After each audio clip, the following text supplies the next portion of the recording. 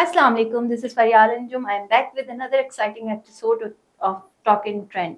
और talk in trend में ऐसे गेस्ट आते हैं जो लाइफ में कुछ अचीव कर चुके होते हैं और कुछ अचीवमेंट्स कर रहे होते हैं। तो ऐसे ही गेस्ट आज हमारे साथ मौजूद हैं जो उस्तादों के उस्ताद हैं, यानी कि वो प्रिंसिपल हैं कि स्कूल के। और उस्तादी तो सभी कर लेते हैं, लेकिन उस्तादों के उस्तादी करने का हुनर जो है एक समझ लें कि आला किस्म की सिफ्त है जो हर किसी के पास नहीं होती। तो मैं अपने प्रोग्राम में वेलकम करूंगी रिजवानुल्लाह रूमी साहब को। अस्सलाम वालेकुम। वालेकुम सलाम।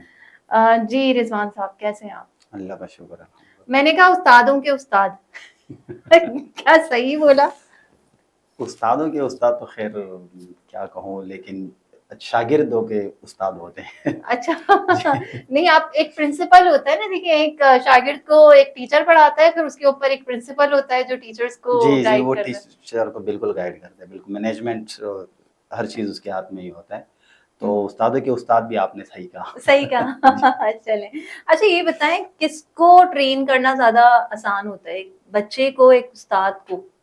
नहीं, बच्चे को जो है ना ट्रेन करना मुश्किल है और उस्ताद को ट्रेन करना ईज़ी है। क्योंकि काफ़ी उस्ताद जो है वो उनके पास एक्सपीरियंस होते हैं।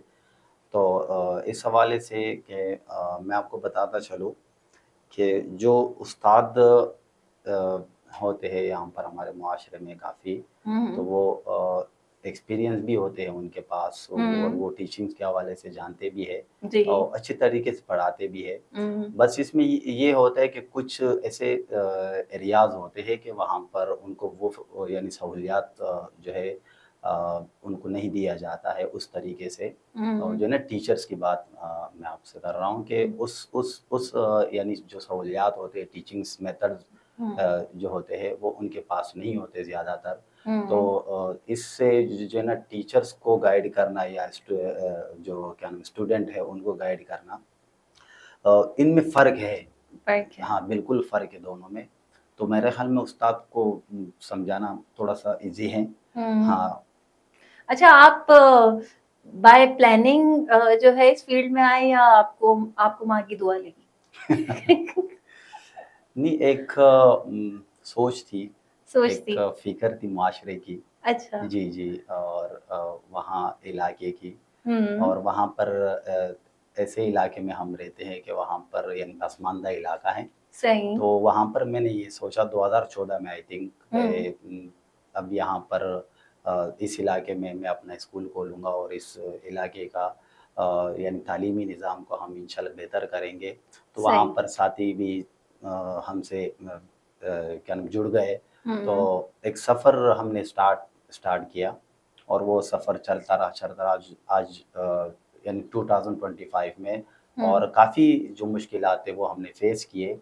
सही। जी बिल्कुल, इलाके के हवाले से भी और अपने जो यानी कि उम, जो मशरान हैं हमारे उनके हम्म। हवाले से जो अ, माशरे में बहुत सारे मसले मसाइल थे जो हमने फ़ेस किए। और आज अल्लाह का शुक्र है कि जो यानी जिस मकाम पर हम हैं या जो हम स्कूल रन कर रहे हैं, आज अल्लाह का शुक्र है वो बहुत बेहतरीन अच्छे तरीके से रन हो रहा है। अच्छा रिजवान साहब, ये कहा जाता है कि जिसको कुछ नहीं करना होता वो टीचिंग की तरफ आ जाता है। आप इस बात से किस हद तक मुत्तफिक हैं? देखिए, हर हर शख्स का एक अपना मकसद होता है, एक गोल सही। होता है, एक ड्रीम होता है। सही। अब अगर मिसाल के तौर पर कोई एक शख्स है, उसने सोचा है कि भई मैंने कुछ ऐसा करना है, अपनी ज़िंदगी में कुछ बनना है हम्म। और वो उस मकसद के पीछे लगा हुआ है और वहाँ वो मकसद वो हासिल नहीं कर पा रहा है। हम्म। ज़ाहिर-सी बात है मुश्किलात होंगे, वो फेस नहीं कर पा रहे या कोई ऐसे मसले होंगे कि उसकी वजह से वो पीछे हट जाता है और वो क्या टीचिंग के फ़ील्ड में आ जाता है।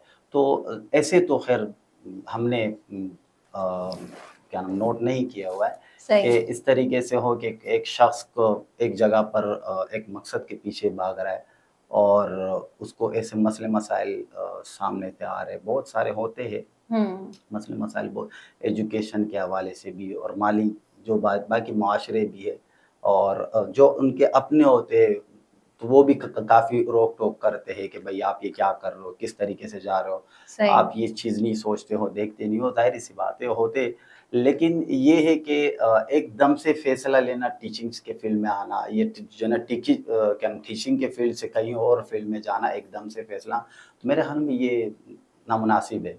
अच्छा, क्या समझते हैं आप? क्या एक टीचर इनबिल्ट होता है या वक़्त के साथ-साथ वो सीख जाता है? मतलब टीचिंग क्वालिटीज़ हर किसी में होती हैं या कुछ लोग ऐसे होते हैं ना कि स्कूल जॉइन किया फिर उसके बाद ट्रेनिंग के बाद वो जो है एक अच्छे टीचर हो गए। तो कुछ चीज़ें एक होता है जैसे एक एक्टर है वो इनबिल्ट है उसमें कुदरत खुदादाद सलाहियत है। तो इस बारे में क्या कहते हैं आप कि टीचर इनबिल्ट होता है या सीखता है? नहीं, सीखता है, सीखता है। एक्सपीरियंस हासिल करता है। पहले वो टीचिंग्स के जो मेथड्स होते हैं, हुँ, अब डॉक्टर्स को अगर मैं जो है ना टीचिंग्स के फ़ील्ड में लेकर आऊँ, तो मेरे ख़्याल में उनके लिए बहुत मुश्किल है। सही। डॉक्टर क्योंकि वो डॉक्टर अपने हिसाब से अपने फ़ील्ड को समझता है हाँ, उसका और जो काम टीच चीर-फाड़ करना हाँ, होता है। और जो टीचर थे वो ज़ाहिर-सी बात है एक जो है ना टाइम दिया होता है और सही। अपने ऊपर खर्च भी किया होता है, हुँ, एक्सपीरियंस भी हासिल हासिल करते हैं टीचर्स। हुँ। तो मेरे ख़्याल में ये है कि वो जो है ना वक़्त के साथ-साथ वो एक्सपीरियंस हासिल करता है। बिल्कुल, वक़्त के साथ-साथ यानी कि हर कोई एक अच्छा टीचर नहीं हो सकता।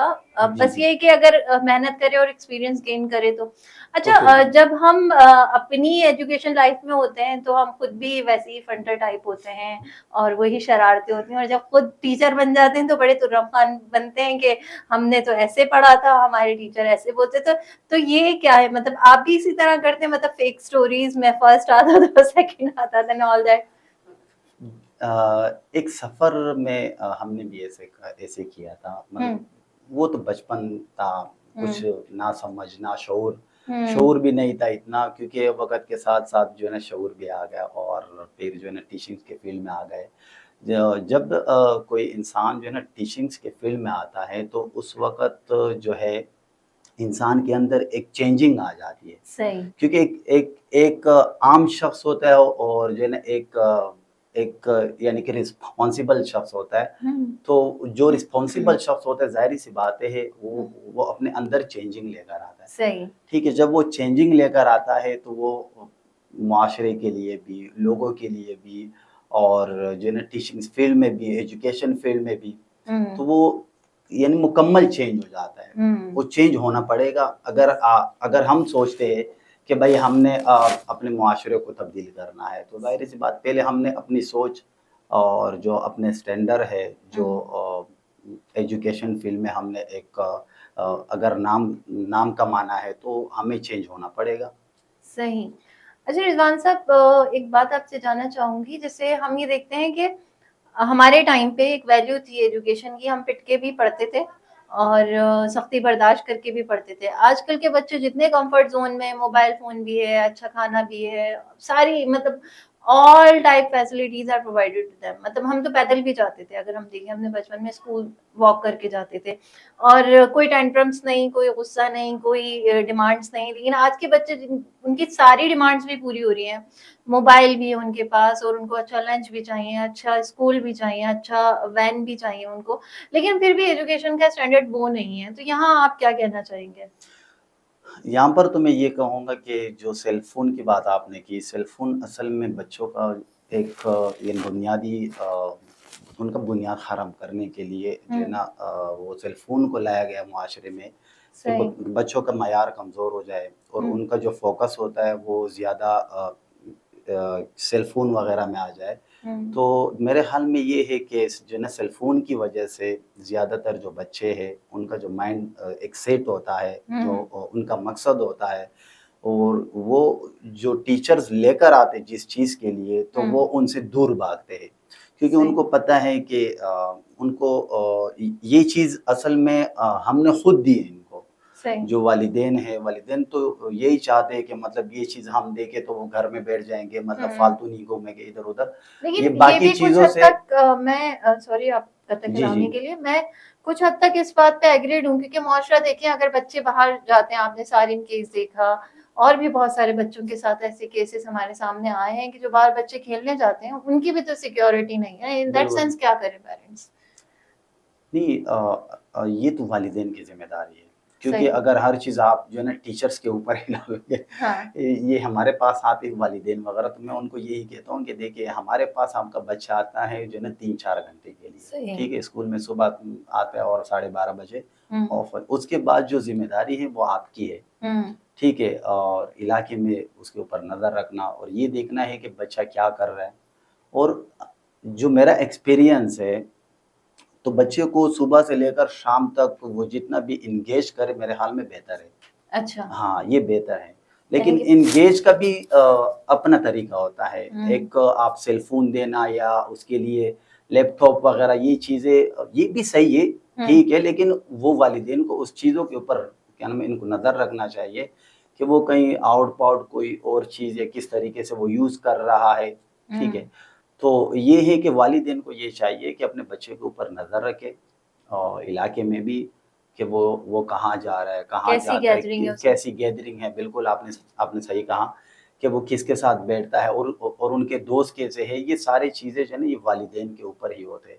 हमारा काम क्या होता है इनको एजुकेशन देना, सही। जो तरबियत देना होता है वो जो इन वालिदैन की ज़िम्मेदारी होती है।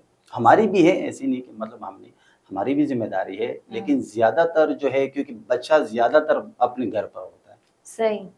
अच्छा, दूसरी बात मैं ये जानना चाहूँगी, ऑक्सफोर्ड स्कूल आप रन कर रहे हैं, जी, जी। तो क्या आपके स्कूल की स्पेसिफ़िकेशन है?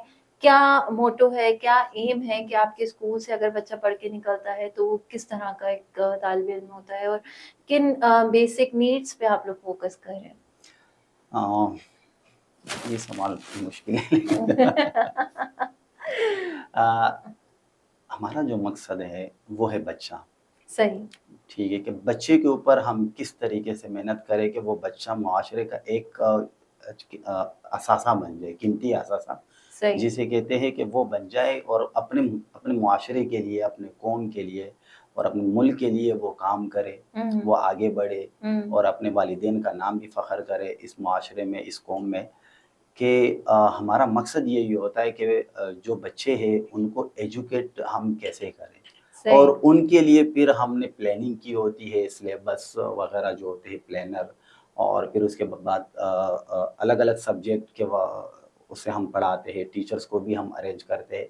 तो एक बच्चे को हम ऑब्ज़र्व करते हैं पहले कि सही। बच्चा जो है वो क्या चाहता है, हुँ, ठीक है? वो किस तरीके से पढ़ना चाहता है। फिर उसी हुँ, हिसाब से हम जो है ना बच्चे को लेके चलते हैं और उसको ट्रेन करते हैं। हुँ, वो जब मैट्रिक करते हैं फिर हुँ, उसके बाद मैट्रिक के बाद ज़्यादातर बच्चे जो हमने देखे हैं वो कॉलेज, यूनिवर्सिटी वगैरह में जाते हैं।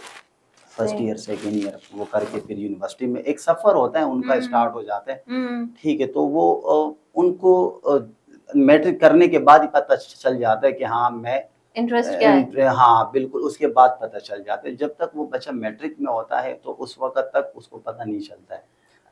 मैं बिल्कुल आपकी बात से मुत्तफ़िक हूँ कि जब आप बच्चे को पढ़ाने लगें, पेरेंट्स भी या टीचर भी, तो पहले उसका इंटरेस्ट जान लें।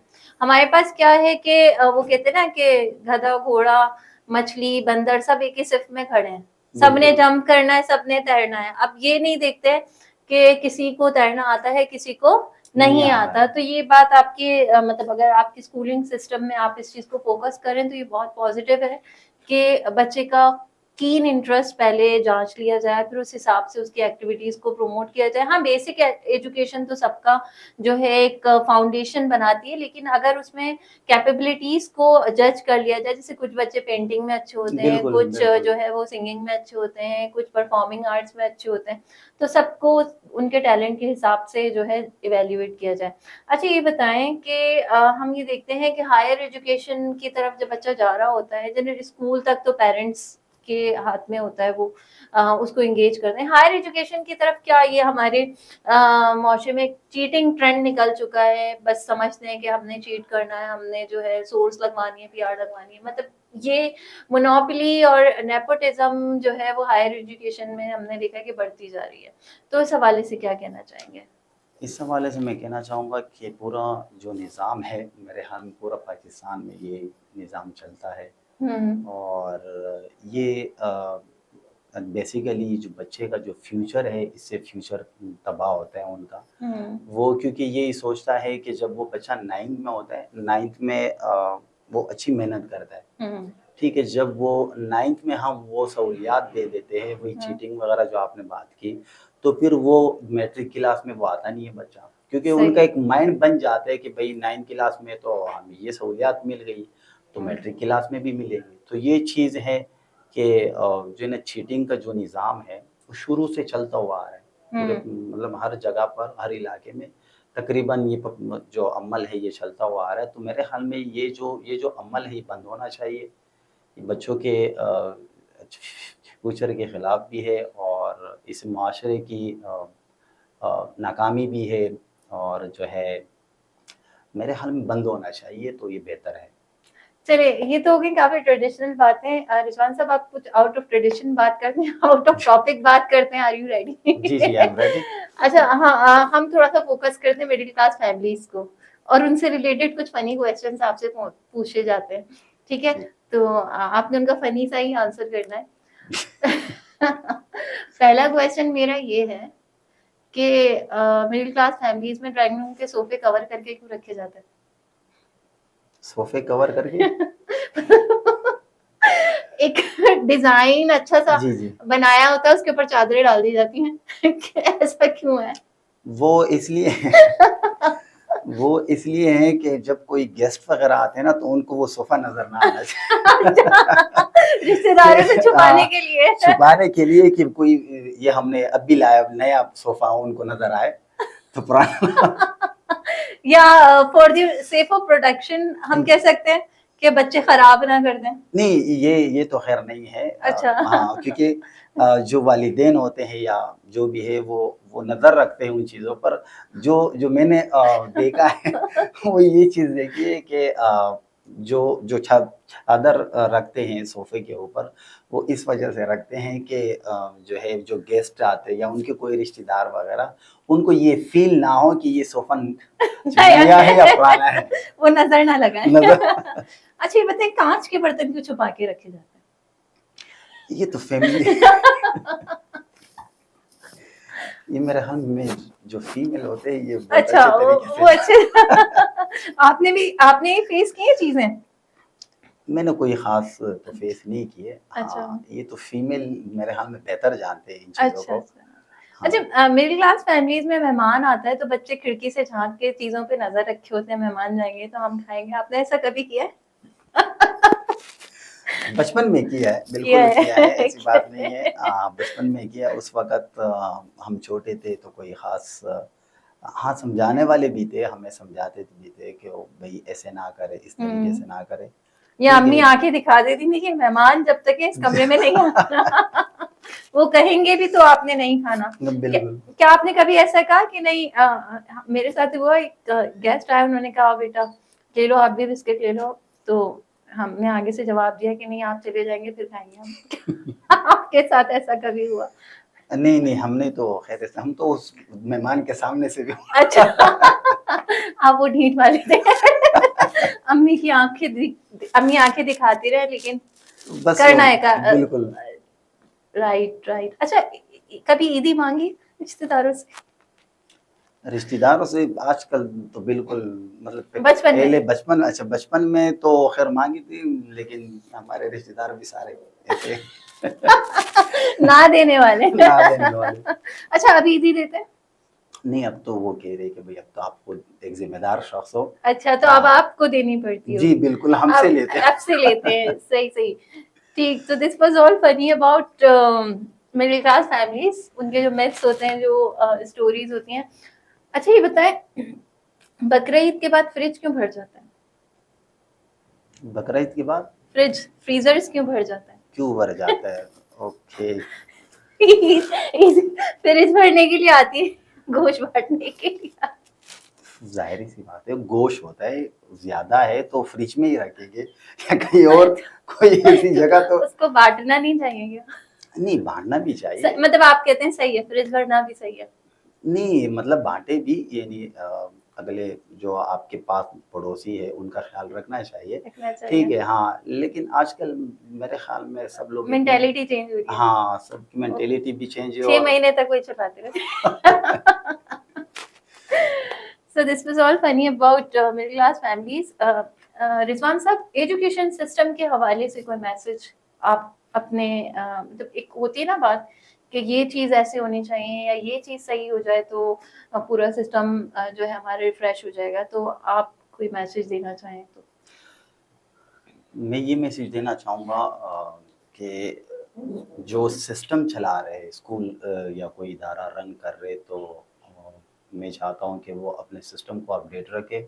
हुँ, हुँ। एक आजकल के दौर में जो है ना एआई सिस्टम भी है हुँ। और अपडेटेड चीज़ें जो टेक्नोलॉजीज़ आई हुई है, तो मैं ये चाहता हूँ कि अपने सिस्टम को अपडेट रखें और जो बाकी जो है जो है ना टीचर्स भी रखे, अच्छे टीचर्स हों, जो एजुकेटेड भी हों एक्सपीरियंस भी हो उनका, जो अपने स्कूल को अगर वो चाहते हैं कि मैं अपने स्कूल को और अपने इदारे को बेहतर करूँ और अच्छे तरीके से मैं लेके चलूँ, तो ये मेरा एक मैसेज है, पैगाम है सबके लिए कि वो अपने स्टाफ को भी और अपने सिस्टम को अपडेट रखें हमेशा।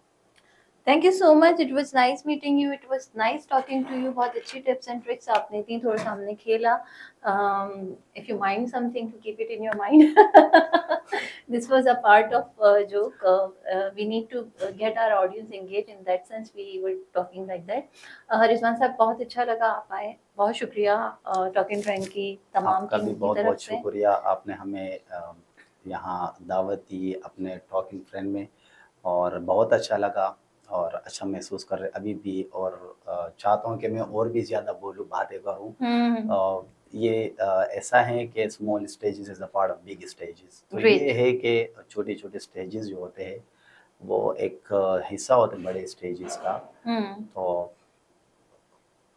I feel good in front of you, in front of everyone. Thank you so much. और जो बात आपने कही ना बात करने की, तो इंशाल्लाह will engage in the second season. जब हम अपने पॉडकास्ट का रन करेंगे तो हम ज़रूर फिर कुछ नया करके आपको एंगेज करेंगे और आपकी जो लाइकनेस है उनको फुलफ़िल करेंगे। और जी, जी। मैं आपसे रिक्वेस्ट करूँगी अपने जितने भी व्यूअर्स हैं, टीचर्स हैं, बिल्कुल। जितने स्टूडेंट्स हैं, सबसे आप जो है हमारे चैनल को सब्सक्राइब करवाएँ और चैनल पे विज़िट करवाएँ। और क्योंकि हम एक पॉजिटिव मैसेज सोसाइटी में पोर्ट्रे करना चाह रहे हैं, एक अच्छी बात अपनी सोसाइटी में स्प्रेड करना चाह रहे हैं।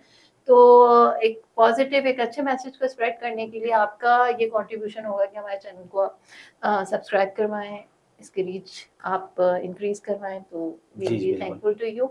और आप लोग भी, सब लोग जो देख रहे हैं, वॉच कर रहे हैं, चैनल को सब्सक्राइब करें, कमेंट करें, रिव्यूज़ दें, लाइक करें, शेयर करें वीडियोज़ को। और अगर कोई लाइकनेस है, कोई कमी है, कोई आइडिया है आपके पास, तो वो भी हमसे शेयर करें। Thank you so much, keep watching talking trend, subscribe to the trend point.